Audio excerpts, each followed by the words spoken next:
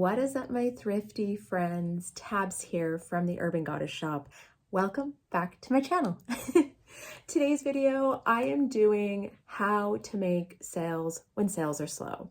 And sales are very hit and miss lately, and I know a lot of people are struggling. I see in the Facebook group, people are always commenting saying they're not having any sales, they're not seeing any sales in the month, and I thought this would be a really good video to put out. So these are my top 3 tips to making sales in 2024, because 2024 is a very different situation than 2023, 2022, 2021. So if you've been selling for a couple years, you know this year is just different. It's different. It's not that you can't make sales, it's just different than what it was before. So we're going to go over my best strategies. Before I get started, I would love to hear from you guys. If you have any tips, your best tip that you would give a new reseller, drop it down below. Share what your thoughts are, because I think when we help each other, we all grow, we all become better, right? Let's go into tip number 1. So I would always say, if you are not making sales, you need to start checking your sell-through rate. You'll notice there's an acronym used and people will say STR, and STR means the sell-through rate. And what this is comparing what is available on the market to what has sold. And it gives you a percentage, and we're going to break that down a little bit further on. But I think this is the best data-driven way to source.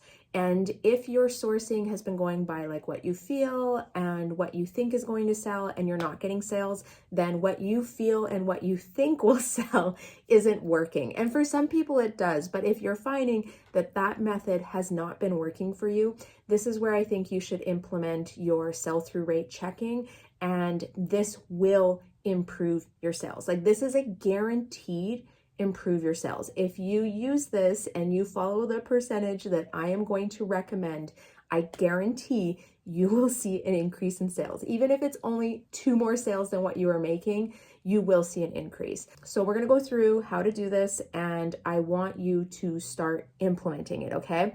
First off, you got to open the eBay app. That's what I use. I think that's kind of the industry norm of what people are using to check sell-through rate. And then you want to go to the search. You're going to start with brand, if you know the style perfect, color, size, and any defining details. eBay has quite a sophisticated search algorithm, and yeah, I feel like that's just a really good place to start. If you want to put more in, you're more than welcome to. Once you enter that in, you hit search. I usually tap filter on the top right, and then you're going to see how many are available. So for this example, I see that there's 25 available. Then you scroll to that show more, tap that, scroll down, and that's going to take you to the solds. So you want to filter it by sold. When we do this, it says 14 have sold, so that's perfect. We have the 2 numbers we need to calculate our sell-through rate. So you always start with the number of sold, go into your calculator, type in 14, and you want to divide that by how many are available. And this is where I think being the most specific about what you're searching on eBay gives you the best results for the item that you have. When you do that, 14 divided by 25, you should get a sell-through rate of 56%. The higher, the better. Like, literally, the higher the better. If you see something with a sell-through rate of like 80% or higher, you should probably grab that item. There's an 80% chance that that item is going to sell within 90 days.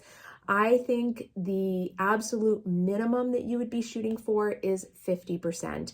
My minimum that I like to shoot for is 60%, but I'm just trying to see that high sell-through rate, that high turnover. I would definitely want to see closer to like 70 and up. If you implement this and you check every item that you pick up before you source it, you will see an increase in sales. Like, this is the best data-driven method for sourcing. And there are some other ways, and there are different ways that people calculate sell-through rate or implement it into their business. I just feel like this is the method that I use. This is what worked best for me. And of course, in my videos, I'm just sharing what works best for me. Do not source items that have very little demand, because the demographic of people that you're selling to are so small, right? It's like such a small percentage that you're going to make that sale. Not saying that this is a rule and that you'll never sell that item. It just means that it could take longer and you're waiting for the right person. I would rather have a broader chance of selling the item and that there's more people looking for this specific item than trying to sell very specific ones with very small percentages. And I think when you start to do those small percentages, that's where you start to see your inventory building up. You're not moving it as much because the demand and what is available on the market just isn't matching, right? There may be a ton on the market and no one looking for it, and that would be a saturated market for that specific item. So just some thoughts, just some things to think about when you're outsourcing. I think this is like the best business strategy for anyone that is not making sales right now. Number two, this is something I feel like I don't talk about enough, but it's very important to me, and it is diversifying your business. I would recommend that you sell on at least 2 platforms minimum. I don't recommend 10, but I do think 2 to 3 platforms is a good way to kind of spread out your eggs in the basket, reach more unique buyers on each platform. And there is not like a golden set of rules. I think when you're establishing which platforms turnover, which items for the best profit for you, that's going to be specific to your business and the items that you're selling and your business model. For me personally, I sell on Poshmark Canada, POSH US. Each of those platforms, I have, my Lululemon does the best on both platforms, but each one has specific brands. Like certain brands do well in Canada and certain brands do well in the US. I try and source a little bit of both so that it spreads out the sales. Typically, if I convert my Canadian closet and my US closet into the same currency, they're very similar. They're very neck and neck. 1 month it might be US winning, 1 month it'll be Canada winning, but they're very similar.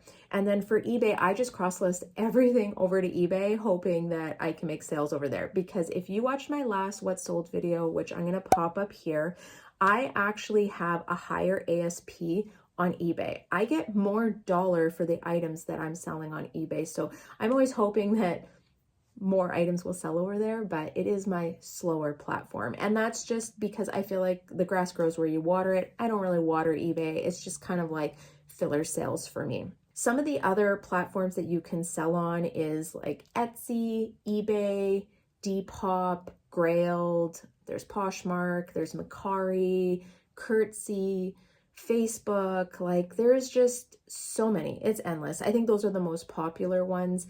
In the past, I actually have sold on Etsy and Depop. I don't currently sell on them.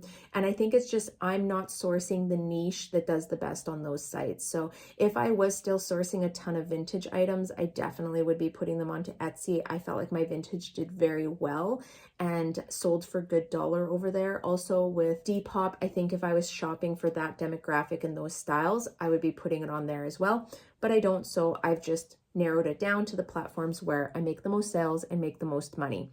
And like I said before, I just want to repeat this one more time because I know everyone's going to ask, well, which platforms do you recommend or which ones sell best? I think this is very individual to each person and the items that they are selling and the quality and the pieces and all that kind of stuff. So I would just recommend trying introduce, 1 or 2 different platforms that you aren't already selling on and see what kind of sales you make on there. If you don't make any sales, then maybe those aren't the platforms for you, but I would recommend diversifying. And I'm just going to drop in here and say I'm using CROSSLISTING and I am an affiliate, so I do get paid to talk about them. I also get a small kickback for anyone that signs up, but I have been using the software called CROSSLISTING. It's out by the makers of POSH SIDEKICK, and it's so easy to cross-list items. It's also inventory management. They're actually combining their sharing software and their cross-listing software together really soon. I don't know what the actual date is, but I know they're testing it right now. And it'll kind of be like a one-stop shop. Not one shop, a one-stop shop where you can kind of pick and build your own plan for what you need for your business. And depending on how much inventory you're moving, what your budgets are, I think they have a plan for everyone. So I just got to drop this in here. I have a link down below if you want to give it a try. I personally love it and love their products and have been using them. So I got to share that if you're wanting help with your cross-listing. And then number 3, I used to talk about this a lot more than I do. I feel like I actually haven't been talking about very much lately. And I'm sorry, guys, I still am making sales. I'm still running my business. I just haven't been putting the content. And I think when you do these videos for 4 years, you just feel like you're saying the same things over and over, because I feel like the basics for reselling are the same and they never change. And like little things happen, maybe algorithm, app changes, seasonal stuff, trends, stuff like that. But the actual like meat and potatoes of reselling does not change. It's the same. And I think the third most important thing that you should be implementing and doing in your business is knowing what is selling, doing research, what season is currently selling. In my opinion, summer stuff is about to peak and fall items are going to start moving soon. Once we hit summer, people start shopping for those fall items. You'll still be able to make summer sales, but I try and taper off my summer sourcing once I hit July, because that's kind of in the thick of it. Most people have purchased their tops, their tank tops, their dresses, whatever they need for the summer. That is like their staple wardrobe pieces, and they start looking for those fall items. So I like to stay ahead of the seasons. I like to make sure that I'm sourcing for the next season in the current season. That way, this is such a tongue twister. That way, when people start shopping for the next season, I have all the good stuff in my closet, right? If you're like waiting till the season starts, you're going to be competing with so many more people. I just think it's less competition when my closet is fully stocked with fall items in the middle of summer. And usually pre-season is where I think you kind of get the best dollar too for your items. And then maybe like completely out of the season where it can be harder to find specific things. Know your season. Know your trends. So you can check solds by category. I've talked about this in the past. Before you go to bed, 10 minutes a night, go to a specific category, filter by solds, make sure you remove your size filter as well. And what is selling? What are the trends? What are the colors? What are the cuts? What are the styles? What brands do you see the most? I also like to filter by price. So I only want to see items that are selling for over $50. If you have the $25 to $50 one, nothing wrong with that. Set your filter for that. What is moving the best? How do you get to the high end of the $25 to $50? The other one that I think is underrated and people do not talk about enough is the POSH's Today's Trends. They have employees that are specifically looking for what is trending, which keywords are people typing into search, and what categories and specifics are items moving in. Now, sometimes I think they'll like put stuff in there that maybe necessarily isn't, and they're predicting trends and styles, but generally they're going to be using the search words that people are using. So I often will go into there, look at what's trending, and if there's certain keywords that are being used, and I know that I have items that fall under that style or trend using that keyword, I'll actually go into my listings where they apply and add the keyword into the description. That is like a pro tip, and I haven't said that one in a long time, but it's a really easy way to increase your items in the algorithm. Now, do not go and do that if your item does not fall in that trend. Do not make it up. That just annoys people. But if you truly believe that that keyword applies to your specific item, pop it in and see if it helps it sell, because what it's going to show up is your item's going to get pulled up into today's trends. If people are searching by just today's trends and wanting to find items in that, your item's going to pop up in there. And if it's what they're looking for, bada bing, bada boom, you got an item sold. I think if you follow these 3 tips, using sell-through rate, diversifying your business, and doing research into seasons and trends, I think you'll see an increase in sales. Not even I think, you should see an increase in sales, but you have to implement these 3 things. So I would love to hear if you have any tips that you'd want to give to a new reseller. Please drop them down below. Let's help some people out. And I hope this helps you in your reselling business and brings you some more sales. All right, guys, I'm going to head out of here. I hope you enjoyed this video. If you haven't already subscribed to my channel, please make sure you hit subscribe, tap like on the video because it just helps it get out into YouTube world. And oh, I gotta wish you guys many sales. Okay, I'm sending you guys the vibes, sending you so many sales, so many sales. You're gonna apply these strategies, you're gonna make more sales, and I will see you in the next video. Bye.